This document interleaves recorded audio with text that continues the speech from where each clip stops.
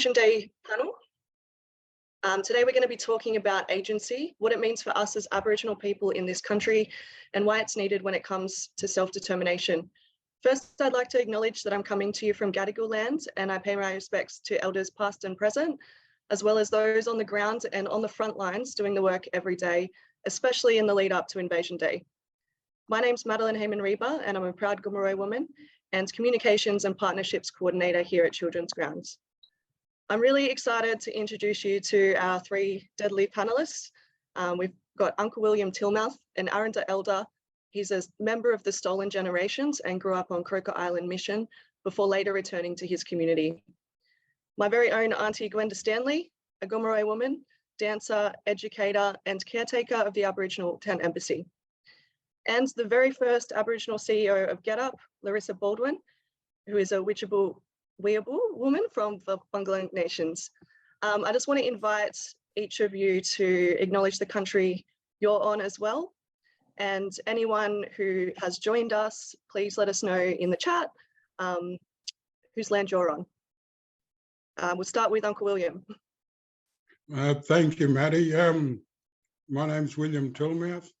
Born in Alice Springs, grew up on Croker Island and ultimately came back to Alice Springs.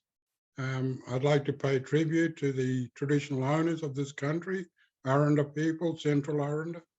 I'm actually Eastern Arrernte. And for the land that we're on now in Wandawa, which is Alice Springs, which is the traditional name for Alice Springs. And I'd like to pay tribute to leaders past, present, and emerging, but hopefully the emerging ones take on what the past ones have left behind, their legacy. So thank you, Maddie. Gwenda, would you like to go next? Gwenda Stanley, Gomeroi, currently reside here in the Eora Nation, here in Sydney. And Larissa? Yeah, Larissa, Jinguel, everyone. I am here in Mianjin, Yagara, Turrbal country. Yeah, live up here. It's an amazing place to be and can't wait for the big marches that we're going to have tomorrow. But I claim that Brisbane's got the best march going in the country, but I think so. Thank you, everyone. I think we should need to start off with what's happening right now in Alice Springs. It's been at the forefront of the news cycle for this past week, the ongoing allegations of youth crime. William, you're there on the grounds. This is your country, your community. What are you seeing as the solution, and how do you think Children's Ground is doing exactly that? Well, first and foremostly, let me point out, this is not a new problem. This is historical. This is a contest of space in regards to people who live within the confines of this town, which is surrounded by massive pastoral leases. And so people have to live within this town, and Aboriginal people see this place as a service centre for Central Australia. And ultimately, this is where all the services are.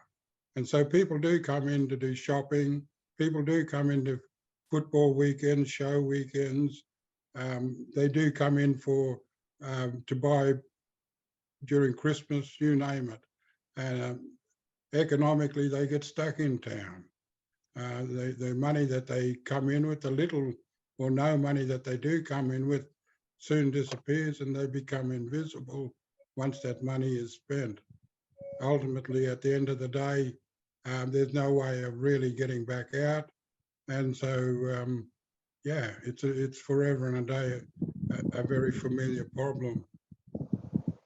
Most country towns would feel it anyway.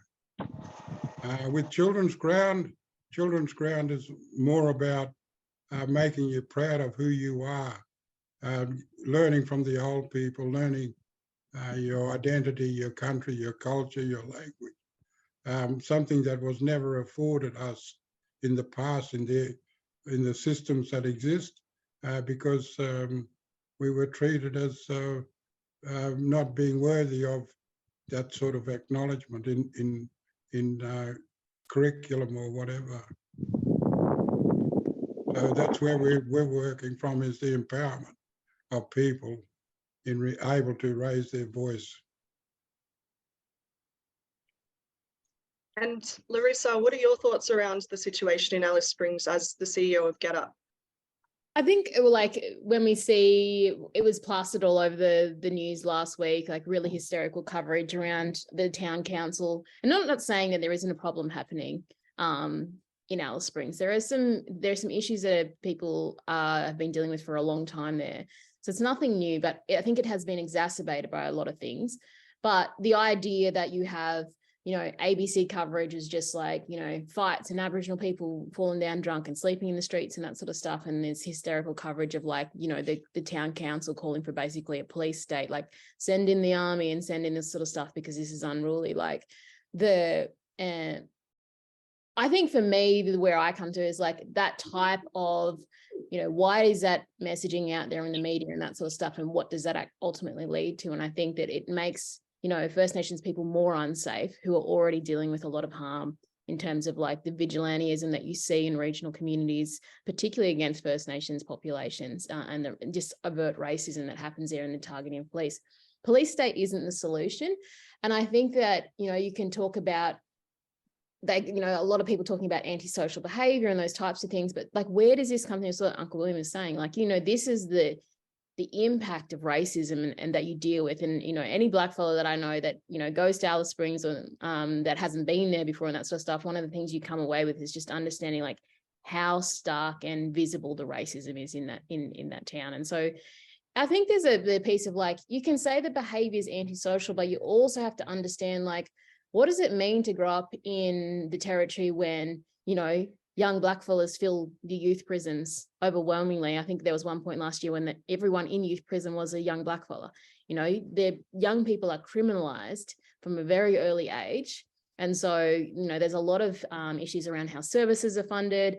There's the issue around it being a territory and they don't have the type of funding security that states have. They're nearly wholly reliant on what comes through from the federal government. And so that funding is just ripped in and out of organizations at the whims of government to start up new organizations with different acronyms and have a different plan. There's really not a lot of listening to local people and services on the ground around what needs to happen. And I think there's an acknowledgement around, you know, I started an organization called SEED that deals with the impacts of climate change, but really the amount of people that are in Alice Springs right now is because of the displacement from the big weather, and there is no housing there, emergency housing for people to go to. There is nowhere for them to be except for on the streets.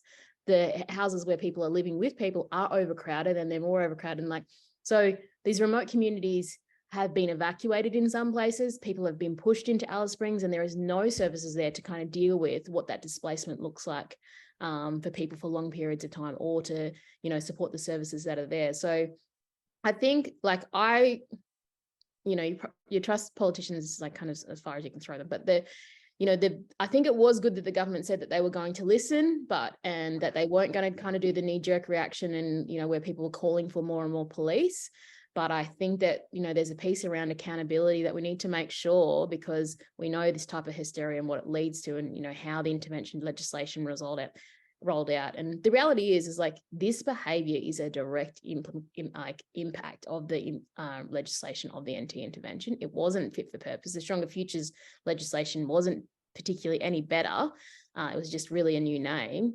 But there really needs to be big investment in these communities and in organisations like Children's Ground that really understand the complexity of what's happening there, and actually have a vested interest and actually care about the community, how they're treated, and the wellness and how kids, you know, young kids' futures. No one cares about that more than Aboriginal people, but the way it's splashed around like we don't love our children, and, you know, abuse and alcoholism is rampant. You know, this is just dog whistling because people are talking about a referendum and people playing politics. Peter Dutton saying, you know, he's talking from Queensland this week on the news, and he hasn't stepped inside the Northern Territory since he became leader of the opposition. So he's just playing politics, calling for royal commissions into child sex abuse like it's rampant in our communities. It's not true, and it's what it does to the stigma that people already believe about us. I think we need to be really careful about the way that you talk about what's happening here. And I don't think anyone who's kind of outside of the territory or outside of Central Australia really has an understanding of what people are trying to do right there in order to to fix the situation, but they need help and they need support in terms of funding and resources. And Gwenda, what are your thoughts on everything that's going on at the moment in Alice Springs, and how does that compare to the East Coast communities? Again, I can't speak on behalf of them people. This is something that community and them children need to be discussing on their level. Larissa, you just reflected on funding. How much money has gone into this? This is the result of the intervention people. People must wake up and understand that the legislations and the policy of forced enclosures, forced removal from country is accumulated to what's happening there today. Let's not look at these issues, and like I was saying, we have the same issues in our own communities here. What we need to be doing is addressing that with those people, not asking us that don't come from there, but sitting down with governments and the people in that community and understanding what the problem is. And you'll understand that the problem is those funded bodies and those people that are sitting in positions that have allowed this to happen. But I'm not going to speak on behalf of that because that's not my people and not my country. My love and respect to all of them up there. But, we are here to support any way we can. But I can't reflect and speak on behalf of what they want because it is up to each individual community and how we deal with our children within our community. We have these same issues in Moree. We have 72 organisations, millions and millions of dollars, but yet you still got kids out there thieving cars. We do not own one Aboriginal business in that community of Moree. They are government funded, run by AES and the rest of them that have sold our people out. So we need to be looking at what policies in these organisations and what are they benefit to our people. Because unfortunately, the millions and millions of dollars that have been sent into these organised communities has not benefited us. It is all it has done is it created a mortgage ticket for all these service providers that think they've got a right to be flowing in, flowing out, don't even come from that community. That's another big problem. We've got too many other black fellas being brought in from other people's country going in and speaking on behalf of other people. It needs to come from that community there. It needs to come from them youth. They will tell you the problem, but then they have to find that solution. So we need to be looking at how do we do this? How can we support those mobs? We haven't got the answers, and every community only got their own answers. It's up to individual communities. And, it's very sad. And like I said, you see this happening, and, all this media about Aboriginal people, it's a government plan. Look what's coming up tomorrow. Okay, so let's not let this distort us. Let's bring it to them and understand what this is the result of your intervention. This is the result of dispossession in a country that we no longer belong to. These children have no sense of belonging no more. This is right across the board in every community. We have these same issues, but, the issue of how they're moving in the police and the defence force. And it all comes back to compact the colonisation. That's a territory. Again, jurisdiction laws. It's there for the mining companies. They don't care about the people. Just like Gomeroi, they don't care about the people. They keep enforcing us and moving us out. Now they're killing us by taking our water. You got to look at the neurodisabilities of many of these children. Where's the health? What implementation of? Have we actually stopped that neurodisability of alcohol fetus syndromes within our children in the last 30 to 40 years? I don't think so. So, everyone needs to be taking responsibility for this. I can't speak on them people up there, and, it breaks my heart to see what's happening in the news and that, but it's up to them people up there to be able to say what they want, and we can support them any way we can from this side. But it's not our business to step into other people's affairs. It has, all this here, what we're talking about when it comes to clan treaties. It should be up to individuals, not be talked about by individuals, and having that control and dictating that they're setting up from another body that's going to control that body. This is the dictatorship. This isn't sovereignty. This isn't giving it back to the people. And, you got a lot of old people. You people up there are so lucky. We don't have many of our old people. All my old people passed away in the 80s. We're lucky to have many of our old people. Comparison to the non-Indigenous people of this country. We don't have bowling clubs and clubs full of elderly people. So, them young ones, you've got a lot of strong leaders there. You've got to pull them out and make that, and bringing the children back and giving them their sense of responsibility to their community, making them feel wanted, making feel that they're wanted and that they're loved. We got to look amongst ourselves and stop the bickering and fighting. This is government that's doing it to us. Moree's a good example. That's why you got so many people out in Mount Druitt back from the 50s, the 60s and the 70s. They were enforced out of country, come down here for medical, education. So, this enforcement of colonisation and the impact of different clan groups and causing that clan tribal warfare has already happened here. And unfortunately, you know, I don't have the solution, but the community has the solution. Only each community can work on that. And, you know, it's sitting down with that young youth, but you can't keep giving the platform to the youth if they're going to be disempowered by those that think they can control them and keep pushing them down. Uncle William, you were, you know, a victim of the stolen generation. Your agency was denied to you during that time. How, like, what did that mean for you as a child and into adulthood? And how are you able to relate to the youth in Alice Springs right now?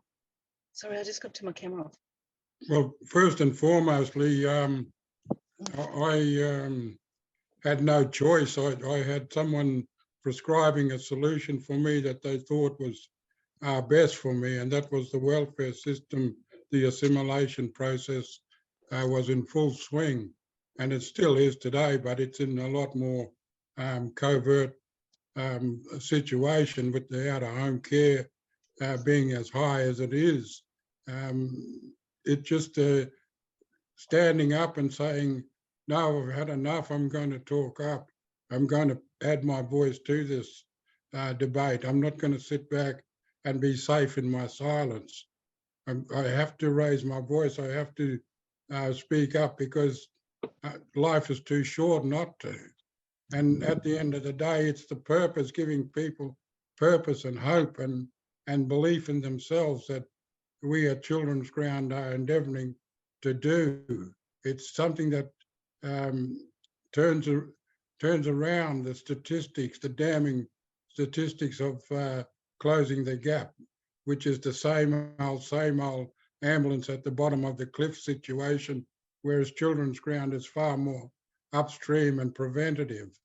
It's about working upstream and being proactive upstream and working with people in situ, in their communities, in country, in a language they understand, in with people that they know and respect.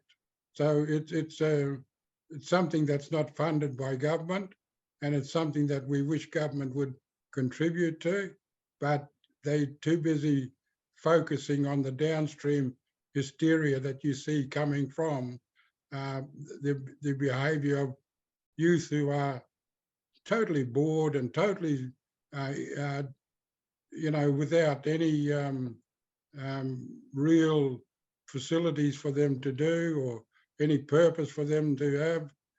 There's no provisions for them really in this town for our youth, and nor is there provisions to return to country if families do decide. So it's a situation where you're an economic prisoner in the confines of a town that really doesn't care about you because they've already taken the money off you. And so you become totally invisible and you become nothing. And so what hope has people got when it's that sort of situation? People do rebel, and they rebel in many, many ways, but people are angry, yeah, sure. Both sides are angry, but angry at, you know, living abject poverty forever and a day, and that's all that they can do is hope that life will change for them. Well, Children's Ground is about helping them to regroup and to rechange and to be proud of who they are and hold their head up high and walk with dignity. And that's what we're hoping to achieve by reverting back to the old ways of doing things. You know, by reverting back to strengthening your culture, your identity, your families, your communities, and that sort of thing. It's starting with the young kids, you know, the 0 to 5 and so on. Larissa, as someone who is outside of Children's Grounds, what kind of work are you seeing Children's Ground doing, in your opinion? I mean, I think that I've had a longer relationship now with Children's Ground around the things that they do. And I think the idea of bringing it in, and I think some of the solutions that they're proposing, like to not dealing with the, you know, what Uncle William is saying about the downstream, like, but going more upstream, like how are we creating the space where we have more control over our young people and kind of guiding them into what does it mean to be, you know, have an Aboriginal view of like who you are as a black fella in this community versus having an outside, really racist rhetoric prescribed to you that you are criminalized and you're an outsider and you're not part of this community and you're a problem.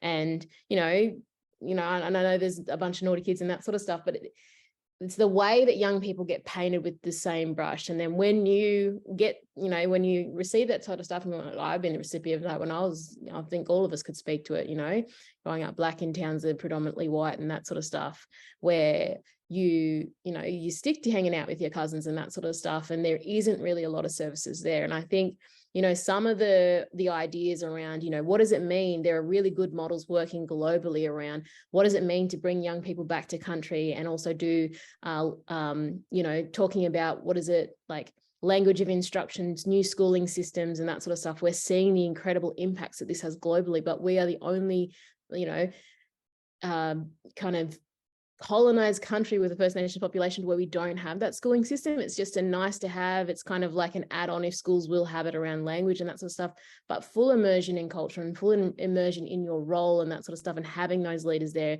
kind of guiding you through that stuff. Like, you can't imagine that kids growing up in this space, like what they go through and that sort of stuff. And that's alongside just young people, young black fellas, and the issues that they deal with around identity and intergenerational trauma and that sort of stuff. There's a lot of guidance that's needed there. And in a lot of ways, it's not there. It's just that it's been disrupted by, you know, decades of government policies, you know, people coming in saying we know best and, you know, taking funding out and those types of things. It really has, you know, Children's Ground's been around a while now, and it's like you need to fund the organizations that are there. And yeah, like you want to fund the new thing and have the new thing on your proposal as funders and donors and that sort of stuff. But like, if you're really trying to fix intergenerational issues, then you need to look at an intergenerational solution and looking at how far you're forward planning. You know, I talk about the idea of like taking an Indigenous worldview to things. It's not hard. Like, just think about where you are in the decisions you make, and think about, you know, how many generations in, say 3 generations in front of you and 3 generations behind you. Take those lessons and think about the people in the future that we're building.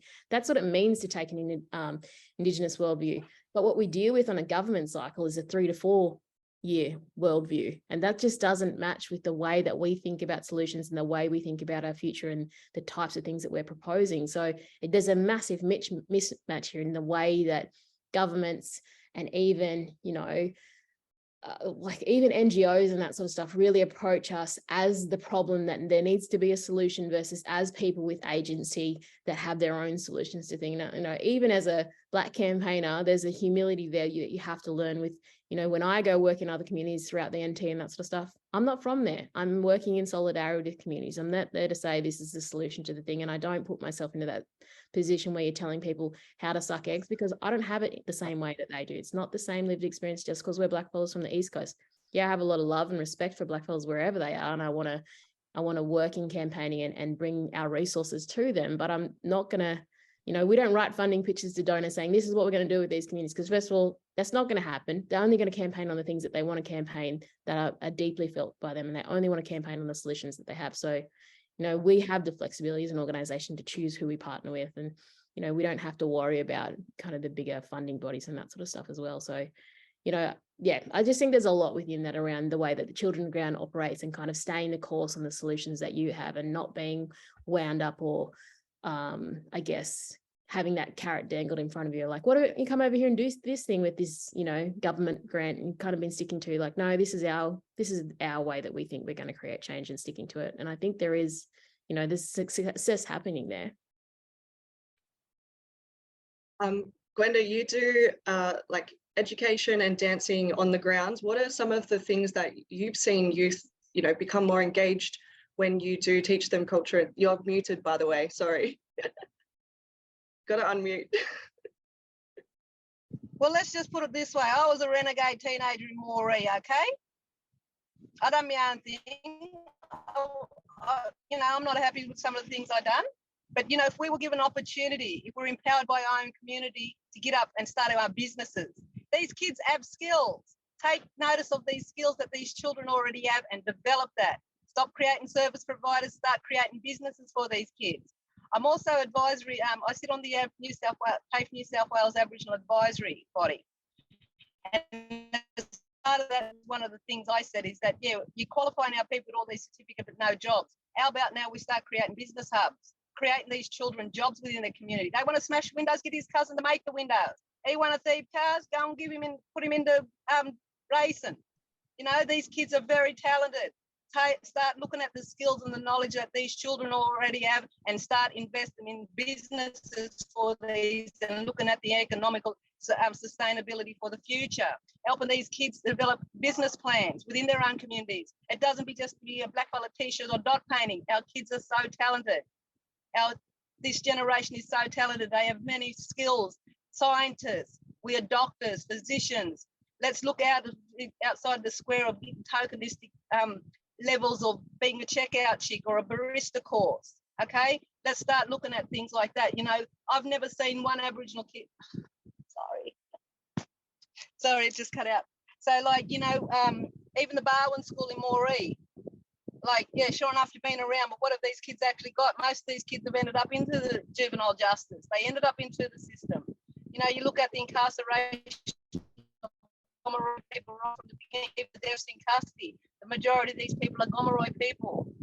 You know, now it's in the West Coast because, you know, they've already done it here on the East Coast. They've changed the names from jail, J-A-I-L, from G-A-O-L. The colonisers had this in place a long time ago. That's why we have them colonial jails. So I suggest that, children go and look at creating these children a business economical hubs where these children can run their own businesses. If they're not doing well in school, give them the skills and the equipment and the funds and the resources to start their own businesses. Yeah, I feel How like much tourism do you bring to Australia? You know, so stop over-certifying our people with certificates that they're never going to get a job for and looking at the skills that these children already have and building on that skills. It's not about basic. These children know several different languages. I wish I knew several different languages. You know, start embracing this knowledge and the skills that these children already have and doing 5-20-year plans with these children. Where do they see themselves? And let's start cross-cultural exchanging with these kids. Bring them down to the city to see what it's like here. Let's send our mob up from the city and the country to up there, you know? Do these cross-cultural exchanges to show that these children, that they're very unique and they are our future generation, that we are relying on them to keep our race alive.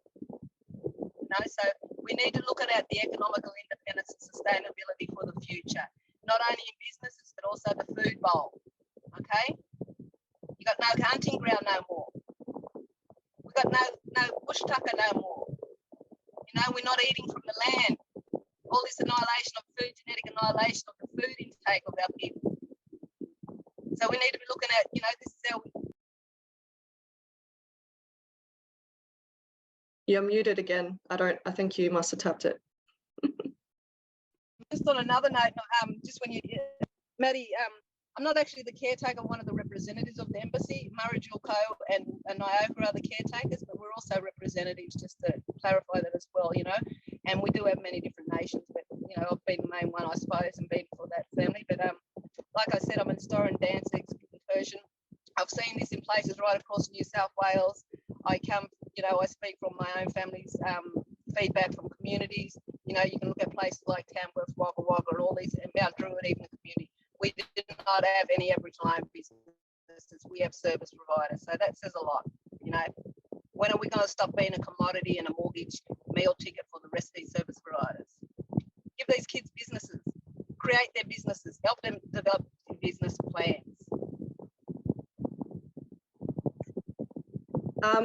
Also, I just wanted to ask you, Gwenda, too, obviously tomorrow is Invasion Day. We've seen rallies across the East Coast calling for treaty before voice or sovereignty before voice in Sydney. Why is that, and what does that mean? Well, I think that's always been our fight for sovereignty. Sovereignty is land rights, you know? So it's about us having our voice, putting that voice out on there, not only ourselves, but a lot of you, because unfortunately, there's been no dialogue. And, you know, I can walk around Redfern, no one even knows what this statement is or what this voice is about. So we need to start educating our people. You know, that was part of FIST, fighting in solidarity towards treaties. We will start the discussion around that with the treaties. Also working with the Land Rights Association, where we'll be looking at, you know, how do we move forward with this treaty and the process of it. So those two groups, with the National New South Wales Land Rights Association, will be looking at getting more information out and start community dialogues right across the state with our clan groups, because this is now about clans having a say and input to what they want out of a treaty, because again, that treaty is a blank document. We need to fill in the gap on that treaty. It's a pretty word, but it will also, you know, it's a blank document. Until we fill that in from many clans, like I think we all need to do is we need to clan treaties amongst ourselves so we know who we are, then we can move forward. And we're going to be loud and proud tomorrow, as always. Don't try to stop me, and I will not be sanitising nothing tomorrow. So all media, please feel free to come at us. Remember, speak to the event organisers. Don't speak to just anyone on the street, because half of them don't even know what they're marching for, okay? It's always about sovereignty, land rights. It's about equality and equity in this country and addressing the war crimes, because, you know, enough's enough. 253 years of genocide in this country. My people, we still live on missions and research right across. We are the result. We are the product of Australia. We are Australia's Black history. Remember that. Thank you. I'm going to do one more question for Uncle William, and then we're going to go to questions from the audience. We've got a ton of them, so I'm not sure that we'll get through all of them, but we'll pick out the best ones. Well, if you can ask mine first, because my phone's going flat and I am sitting in my car. My apologies. Like, No, yeah, that's okay. I've got to get a flash card. You know, them little Teslas that pop out of the computer there. Yeah, by your honour. So, William, you've said that to have agency is to have a voice and to be able to use that voice, and the Children's Ground provides a voice and a platform for those who want to use their voice. How would you, like, when we're talking about the voice to Parliament, how does that compare to us as Aboriginal people taking agency and having a voice? I believe that, just like, I mean, I'm hearing other sides of the debate now in regards to treaty, in regards to sovereignty, in regards to having a voice. I totally agree with the three concepts in that regard, but having a voice is something that has got us to where we are today in relation to people standing up, knowing damn well that the repercussions and the consequences are going to be damning on them and their family. I mean, we talk about people who took agency, like Vincent Lingari. He knew that his family would suffer great consequences, and by walking off that station, they knew that they would never get wages. They knew that it would be a hard life, but they still nonetheless took that agency, and as a result of that, Australia got to hear it, and we ended up with land rights. Eddie Mabo took agency and by himself and challenged the Queensland government in regards to his entitlement to his little island that was his traditional country, and he won that case, and we've got native title. There's many people who, like Adam Goods, who stood tall and said, no, I've had enough of this. I'm going to take agency, and I'm going to, you know, either stop playing or they stop being racist. They weren't going to stop being racist, so he left the sport. Kathy Freeman stood up. There's a lot of people who have taken agency in their lives, and there's a lot of people who have taken agency and suffered severe consequences, in fact, ultimate consequences of in relation to them speaking up. Because in the past, you were branded as a troublemaker, and if you were branded as a troublemaker, you never got opportunity, you never got rations, you never got anything, and you were ostracized and pushed back. You never got a job, anything like that. And so I take my hat off to and respect that, because the lady that we're following here she's one of many who have stood up in the past. Was my grandmother, M.K. Turner, and she spoke up and advocated reconciliation, advocated teaching people language, teaching people Aboriginal culture, just to be ignored by the some of her family who have prominence and position and prestige and privilege, have ignored her. And that's one of the frustrating things about Aboriginal society today, is too many of us have bought the story of self-interest, and have taken on self-interest as if it's on behalf of people who suffer great disadvantage, on behalf of people they know nothing about. And that's the sad thing about it, is that people who have the voice, and I do agree with the voice, but I would like to know whose voice it is going to be.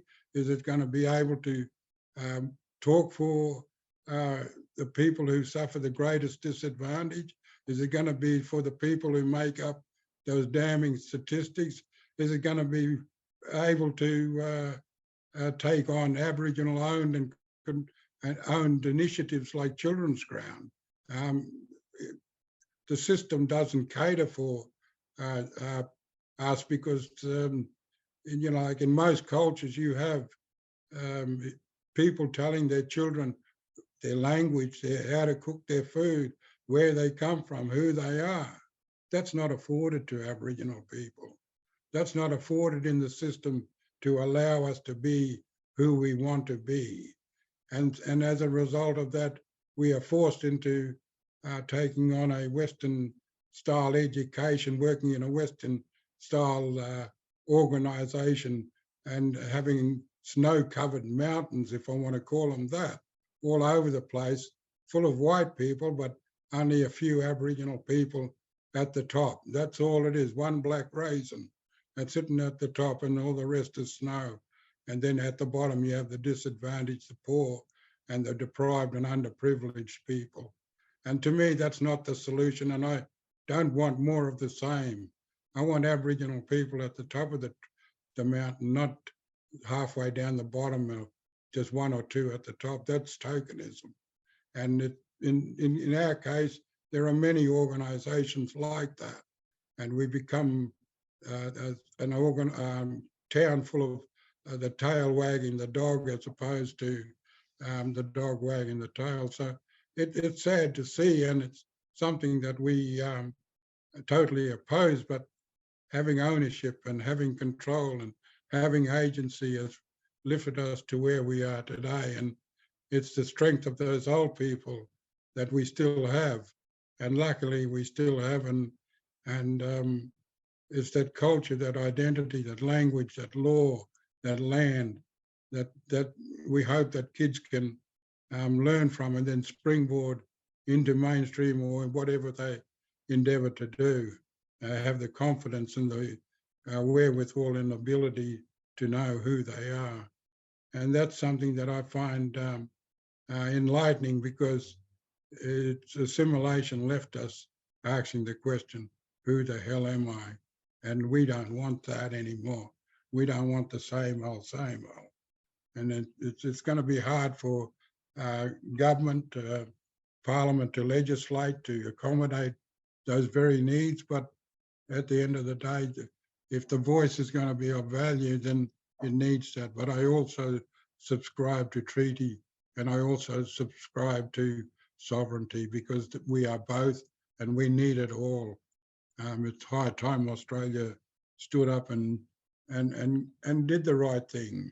You know, we fought for justice, and we fought for our rights. Let's keep going with this. Let's not stop. Okay, thank you. We're going to start with the questions from the audience now, and just so we can get in as many as possible, can we please keep our answers a bit shorter? Okay. And also, any of you can jump in. I think this one's best for Larissa, just seeing as you have lots of experience working with lots of different Black organisations across the country. Would you say that Children's Ground is a good working model that other Aboriginal communities could adopt with the government's financial support? And that's from Yvonne. I think definitely Children's Ground is where you have local people understanding it's not just about what the problems are, it's about what our aspirations are. People need to articulate where we want to go. You know, what Gwenda was saying before around like, you know, you need to invest in these young people and that sort of stuff. Like my apprenticeship coming into this, I get asked all the time, like, you know, how did I get into this role and that sort of stuff. I really was just dragged into this work by my old aunties, like, you know, that have been here forever. And they're like, you know how to use a computer. We need you to write this in because they weren't literate. So you're coming. And that's really how I learned how to do this stuff. But it was the investment of like, this is your role and this is a place that you can play within our community. And I think community run organizations are so important, and we have seen them gutted over the last 2 decades. And the kind of co-design models and that sort of stuff that you have really aren't Aboriginal controlled organizations in the same way anymore. Like there's a lot of, you know, if our organizations can't advocate, then they're ineffective. And so I think that's one of the biggest things that I see coming out of Children's Ground. Like, you're not afraid to advocate, not just tied to government funding. You work really hard to bring in other types of funding as well, but they need to be supported. There needs to be more government funding, but also we need to address this idea around getting government funding as frontline organizations that speak for country that actually cannot have their money threatened if they're speaking up around what's happening, because we need truth telling, because that's how change happens. But it's a great model. I'm going to throw this one to Anna Gwenda or whoever else wants to answer it as well, just because I know your phone's dying. How will the voice to Parliament affect First Nations' ability to make local community decisions? And that's anonymous. Exactly. How will it benefit? Like, we've already got that in place. You've already got an advisory council now that refuses to, like, I think Uncle just mentioned it, when you take rank, you're going to be ostracised. It's us and them. And I'll tell you now, I don't have a government job. I'll never get a government job because, like you just said, we don't fit in their criteria because we are activists, right? We've even been rejected by the New South Wales Aboriginal Land Council. Like, I'll never get a government job because I don't fit in their square. I don't fit in their box. I think, you know, and if that's the kind of future, whereas, you know, the government's not listening now. The embassy's been there for 50 years, 31 years this year of permanent occupancy. So that's what you got to remember. This was sovereignty was started in '92. The discussion of sovereignty, and that Aboriginal embassy became that. And that was the vocal point, is that, you know, that it's an opportunity to allow all people to voice their opinions. You know, that was the embassy, like done with the seed mob. They come down, they brought all the mob, you know, create that space and being able to provide that platform. Without, you know, I think that's one of the discussions I'm having tomorrow about dealing with lateral violence in this movement. And unfortunately, I can't say that, you know, I can guarantee anyone not to be lateral, you know, to be thing, because it comes with this game. It comes with black politics. It comes with white man politics. And you've got to have tough skin for this and be known that you're going to be on the outer, just like up there at the summit when they all locked us out, when they threatened us, you know. So this is the sort of issues you've got to understand, is that, you know, if they're going to do it to us, they're going to do it to everyone else. So the issue about the voice is that we were already chucked out of that. We were closed out. We were locked out by the lawyers up there. So if that's thing, no fucking way. Sorry for swearing. My apologies. But you know, these people, we got our own mob that ain't even like each other. You know, they expect us to come together. You know, I'm still waiting for Megan Davis and Pat and them all to come to the table to actually explain what happened up there. Tell the truth, what really happened up there. So until then, we will be against it, because we have a voice of our own. Until government comes and sit with us in our communities, sit with us on Stanley Village, sit with us on Miai, sit with my people out of Tilmouth, and ask them what they want instead of going through the government agencies, because they are the voice of the people living in community, not those that have been controlled and dictated to by land councils and that. Enough's enough, the COAG organisations, and if that's what we're setting up and they're supporting, I don't want it, neither do our people. It's about now discussing the genocide of the war crimes and looking at the reparatory justice and the restitution in this country, what comes under this treaty. So it is a no until we have proper more. I'd like to know our legal rights on this, full stop, because the rest of the world, like Canada and the Pan-African globalisation of the reparatory justice movement, is happening right across the country, but it's not happening here in Australia. So it is now the time to push that movement in, which is part of the reparatory justice global movement, where we will be pushing for the justice here. So until then, you know, we're going to say no. It's a no. And we will be asking our mob, and there will be online petitions just for our mob, not for the wider 90% of Australia, our people in our own communities. So there will be online petitions and surveys happening in the next couple of days. So stay tuned tomorrow, they will be all out. Thanks. And we've got one from Suzanne that I think all of you can answer if you want to. Again, it's optional. As an adult working to support the children that are receiving so many oppressive messages, it must be so incredibly hard to strengthen yourselves and move past your own trauma to provide that support. How do you take care of yourselves as well? How do you stay strong and focused?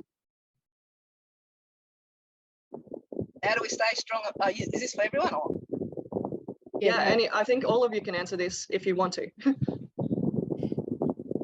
Well, you gotta have your breakdown, cry, and get up and pick yourself up and dust off and go again. That's all I can say. You know, it's besides the attacks and you know what comes with, you see, we're also dealing with family issues. You know, I'm dealing with suicides. I'm dealing with deaths in my family. You know, my mother dying from cancer. I'm also dealing with a lot of my nieces and nephews being taken away. So I don't know how I done it. I think it's just my stubbornness and my love for my families and my clan groups that, you know, that look upon me to get up there and do this for them. Like I'm only a little barney one, as you can see, but I don't know where my strength comes from. It comes from people like yourselves and Larissa and all the other groups right across this have been part of this movement with me, especially in the last 10 years. And, you know, that comes from my sisters and my family groups right across and, you know, our family clans at the Aboriginal Embassy, you know, that stood there, and especially last year was a really thing for me. And I keep saying I'm retiring, but, you know, I don't think I'm retiring anytime soon. And I will always maintain my voice, whether people like me or not. And I think, you know, it's let the kids have a say, because otherwise they're going to grow up like Gwenda and tell you to, yeah, you know what to do. Okay, but, it's about us. You've got to remember, we're the forgotten generation. You know, those ones between 73 and 83, the 90s. We're that forgotten generation that all these other people forgot, because unfortunately they forgot about us, and we were the ones that had to come along and pick it up. And you know, it's our responsibility to pass that on and making sure that the next generation have got that power and that platform to say that they've got the guts up there to speak out what's going wrong in their communities. And tomorrow at Wia-bul, the embassy will have a setup down there. We have a panel of discussions down there. I've got Kieran Atkinson, who's from the Black People Unions. I've got Kaya Patton talking on the deaths in custody. I've got Aisha McLeod talking also. She's going to be coming up speaking about saving country in her parts of the Huon country down there as well. So come along down there after the thing at Victoria Belmore Park, and then also I will be sitting on a panel discussion at Wia-bul at about 3 o'clock with Annie Bronwyn's Penrith, I think it is, and a few others. I'd like to also throw to Uncle William, because I think everyone's curious. How are you coping with the, you know, how are you overcoming the backlash that the media is giving to your community? It must be pretty hard for you. Yeah, Abby, Maddie, I think we are a very resilient people. We're a strong people. We're not going to just lay down and give in and walk away. And acquiesce and become what they want us to become. I think deep inside of us, there's a willingness to keep going, and our legacy hopefully will be that younger people will pick up and carry the same mantle that we've carried into their future. And that's what I want to see happen in regards to the strength of our elders as to be carried on. Sadly to say that the young leaders of today have forgotten that. They're overcome by power, prestige and privilege, and ultimately they talk for people they know nothing about.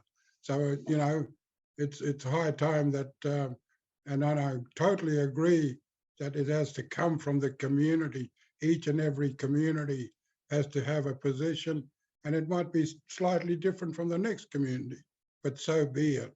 So be it. And how will that voice be heard when Aboriginal people design and get together their own organisation that gives them what they want? Because the government has to now readjust and look at that in terms of firstly funding and outcomes. So yeah, I'm not going to let any person, Aboriginal or non-Aboriginal, put me back on the mission. That's for sure. Yeah, I feel like that as well. I don't really I know that there's a lot of trauma in my life and in my family's life, but it's not what I identify as, like the idea of being resilient, but also this intergenerational role of persistence, right? Like the idea that we have a baton and that, you know, I really believe like everything that we go through, like our old people have been through worse at different times. So like, you know, we have the resilience and we're, you know, even when you go into communities and you can see that this is abject poverty, these are still proud people. They don't see themselves as sorry people. You know, they're angry, they're frustrated, they're not listened to, they have solutions. You know, there's not too many solutions in Aboriginal communities. There's, you know, I was talking to someone about one of these old people around the voice campaign and they were like, we should run a campaign called Ears because we've been talking for forever. They're not listening. And so, you know, the idea that we don't have solutions or it's not working, it's like the government's blanket approach doesn't work. But if, you know, these fights, they've been going on for decades. And, you know, we've been through a really trying, I think the intervention nationally set us back in a really bad way, really stigmatized us, this idea that the stigma that exists out there that we're, you know, we're sick and sorry people and that we can't make decisions for ourselves. So we need white people to come in and save us. We don't need that. We need to have some agency in the things that we want to do, and we need governments to listen to us and not kind of steamroll over the top of us. I think that goes to what you're saying with the voice. Like, you know, if we're going to a referendum, there's no way to stop it. But I think that there's a role in the general public who probably become very complacent. And I think, you know, this is it'll be a democratic vote. Even if we all voted together and voted no or voted yes, it wouldn't matter in the, you know, we're like 3% of the population. But where is the accountability from the voting public to be like, well, who are these people? How will they be elected? You know, and making sure you're holding the government accountable to who is speaking. Will they be hand selected? Because, you know, when I talk to people about advisory boards around that are hand selected, they talk about Tony Abbott and the one that he did. That didn't do anything for us. You know, if anything, it was full of people like, you know, Mundine and Jacinta Price, who are totally oppositional to what the general population of blackfellas is saying around solutions, where we do have similarities and people coming together. So yeah, there's a lot of things there, but I don't identify as, and I don't like to be, you know, talked about as a victim. You know, we work hard to get to where we are, and we, you know, work hard against a lot of different forces, I think. Totally agree. Thanks, guys. We've got, I think this one's been a big one. We've had a few people ask this, but I'll read out this one from, I believe it's Sierra. I'm sorry if I butchered your name. In your opinions, how can immigrants and their preceding generations best support the interests of Indigenous people? I think that, oh, you go, Uncle Ian, you go. Yeah, well, like I said, people from all different cultures have maintained their identity, their language, their family, their community, their country, and even their cooking in a large degree. And that, as I said, will never has been afforded to Aboriginal people to be allowed to do. So we were meant to assimilate and become whiter than white. So far, you know, that's what they wanted us to do, to be able to lose all that and move into a Western style life. And I hope that immigrants and people from other cultures maintain who they are, their identity, and have empathy for the First Nations people of this country and be supportive. I think that's what we can ask visitors to this country who will ultimately be part of this country to respect the First Nations voice and listen to it and support it. Yeah, I think the other thing that I would say on that is, like, if we're talking about, like, everyone other than us is an immigrant to this country, but if you're talking about kind of, you know, it's like a quarter of the voting population in this country is a migrant from a non-European background. So they are Black and brown people as well. And sometimes I know that there's a, you know, there's a role of coming into a country and assimilating in those types of things. But, you know, where people are holding their culture, that's really, you know, diversity is a really important thing. But I wish that I would see like more you know, people of color in this country that are more recent arrivals speaking up and learning about what is happening here. Because at the end of the day, like, I know that, you know, why you would want to come and live in this country. I understand why people call it the lucky country, because I can see from the outside in why people do that. But I think if you can come from a culture that you can maintain and understand how important that is to you, sometimes I wonder like why we don't see more solidarity on the issues that we're talking about, because, you know, otherwise it becomes this false dichotomy of like us and them, black and white, when actually the majority of, yes, there's a lot of white people in this country, but there are a lot of other people here that can speak up and that sort of stuff. And, you know, we do see people coming out to rallies and that sort of stuff, but I think, you know, especially with the younger generation where there's languages and that sort of stuff, barriers with the older generation, like explaining what are these debates that you're seeing out there and making sure you're educating your families around, you know, why you as a young person of color are supporting Aboriginal people and getting involved in our movements, because, you know, there's a role for everybody to speak up here. It can't be just us alone. I agree. Thanks, guys. I think we might wrap up the panel now. Thank you both for joining us, and Auntie Gwenda's phone has obviously died, so she's gone, but I'll ring her after and tell her thank you. And thank you for everyone for joining you. There was so many questions. We haven't been able to get through all of them. There was literally maybe 100 questions or something. So thank you for that. And we'll touch base with some of you with some information that has been requested from us as well. So thank you, everyone. There's a donate link as well that we've popped into the chat. If you would like to donate to Children's Ground and help us continue giving young people in Mpanswa like their own agency, and also we've got you know, Darwin as well. So everyone, yes. Yeah. Thanks, Maddie, and thanks everyone. It's a pleasure to be part of this. Thank you. And thanks to the other participants, Larissa and Gwenda. It's very interesting to hear alternative perspectives, and I think it just added to the diversity and the debate. And thank you for all of it. Yeah, thank you. See yous. Bye. See you.